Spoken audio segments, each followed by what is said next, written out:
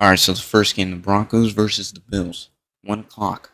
Broncos, they're coming off of a win against the Chiefs, 38-0. Bo Nix in that game looked like Tom Brady, and to win this, it was against a third string Chiefs defense. It was terrible. It was awful to watch. And to win this game, Bo Nix needs to look like Tom Brady. The Bills, they're coming off losing to the Patriots. That's not even real. They beat the Jets and the Patriots before. Before that, Josh Allen, he may be rusty. That's one thing I'm saying is keep Josh Allen may be rusty, but he's a dog. He's not rusty. He'll never get rusty, probably. Broncos. Here's where I think the Broncos will really, really find a way to slow down Josh Allen and win. And that's because they have a sneaky good defense. Nick Bonito, the defense player of the year, and Patrick Surtain. And they have another corner that could hold it on, and Riley Moss. And a good front line. That front line can do a good job at containing Josh Allen and not letting him get out the pocket and do those throws on the run that he always seems to get 25 plus yards on. They could really contain Josh Allen in his running. He's escaping the pocket and he's improvising. So that's what I really think. But here's the thing. The offense for the Broncos is created by Sean Payton to be easy for a rookie quarterback. So it's dink and dunk. It's short, quick passes, and then you hit the deep ball occasionally. Bo Nix needs to be able to hit the deep ball today. And this game's on the road, and that's going to be tough. It might shake him. It's a rookie quarterback. So he needs to be able to hit the home run ball, which he can do.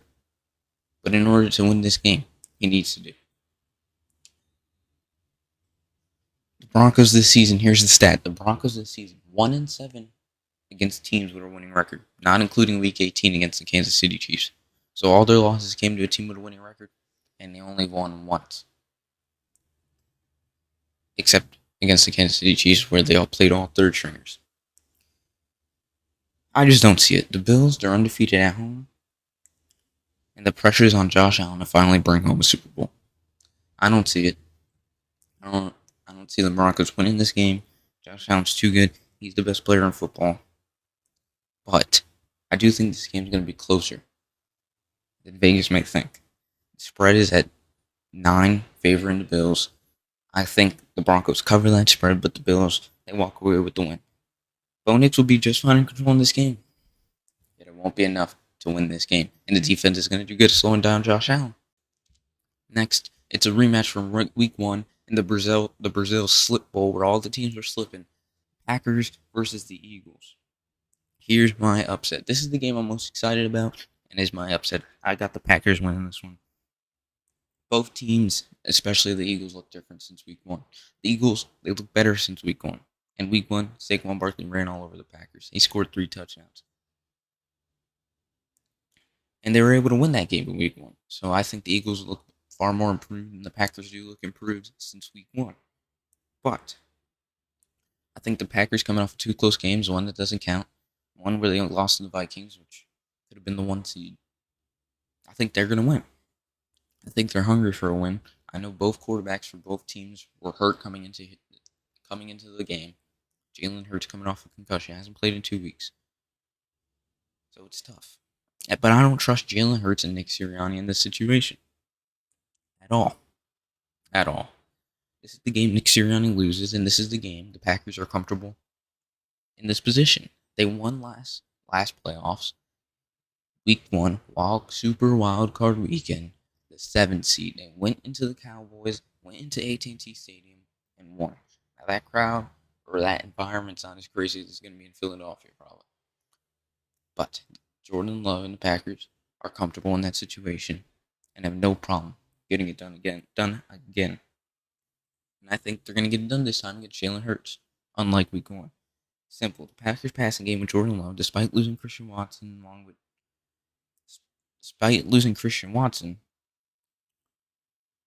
and then along with Josh Jacobs, they're going to be allowed to run the ball. They're going to keep up with the Eagles aren't going to be able to keep up with them when Jalen Hurts absolutely shits the bed this week. All right, Jalen Hurts is coming off of 2.5 weeks off. He's not going to be able to hit those targets early, and the Packers should be able to score early. And I believe the Packers run away with this one somehow. The Packers are also 3rd in yards allowed per carry. There's the stat. So that favors the Eagles and Saquon Barkley. But I have the Packers winning this one. The last game of Wild Card Sunday, Commanders versus Buccaneers. This is the fun game, the shootout game, the high-scoring game, in my opinion. This is another Week 1 rematch. Yet, this is before, they played Week 1 before Jaden Daniels was Jaden Daniels. Jaden Daniels became Jaden Daniels Week 3 against the Bengals. The Bucs won Week 1, 37-20. But both teams just had to not look at week 1. It's the same stadium, the same location, the same quarterbacks, the same two teams. But they're completely different teams. Wipe the slate clean. You got Bucky Irving now. You got Jaden Daniels now. You got no Chris Godwin now. You got Mike Evans still. You got Marshawn Lattimore now. Wipe the slates clean. These are two completely different teams from Week 1. Both teams have explosive offenses and defenses that are good and bad. But here's where I draw the line. I trust Jaden Daniels, by the way. I trust Jaden Daniels. He's probably the one quarterback I trust the most. The Commanders' defense disappears for stretches. You saw it against the Falcons. They disappear for long stretches. They come back alive after they get slapped in the face a couple times. And with a high-scoring offense like the Bucs been, and the Bucs are, and the Bucs been grooving these last couple weeks, I believe that the Bucs will win this game. Along with their high-powered offense, that's going to be able to score easily on the Commanders' defense. Bucky Irving's going to be able to run that ball down their throats. The Commanders, statistically, not a great run team, 28th in the NFL, even though that's a lot of long runs led on them. Statistically, not a great run team. Defense disappears. Baker Mayfield and the offense is going to be able to score. Now it's whether the Bucs can also stop the Commanders, and I believe they can stop the Commanders here and there. I just believe the Commanders are going to allow long stretches of scoring for the Buccaneers like they've done all season. So I'm riding with Baker. Let's go, Baker. We're riding with you through the playoffs. Sling that ball. Lastly, the special Monday night game. Rams versus Vikings. Spread here, the Vikings favored by 2.5. This is another rematch from the regular season. Week 8 rematch, though. This is when the Rams turned around. Week 8. They got Puka and Cooper Kupp back on the field for finally since Week 1. And they turned it around here, beating them 30-20. That was also the controversial Sam Darnold face mask in the end zone. Which everybody brings that up like the Vikings were going to go down and score anyways. No, they weren't. This game's in Arizona.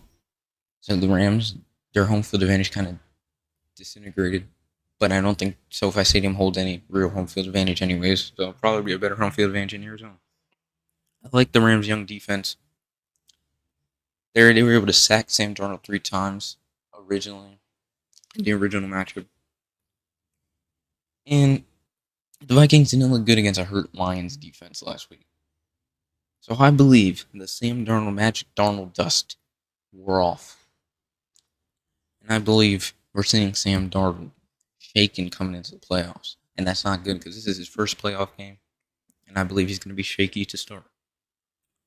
So letting Matthew Stafford get his weapons going is bad news if you can't score on the other side. And I believe that's what will happen. And I believe getting his weapons going early, getting the scoring going early, getting some stops on the Vikings, I believe the Rams will be able to get this win. I'm rolling with Stafford and the Rams here. Getting it done for LA.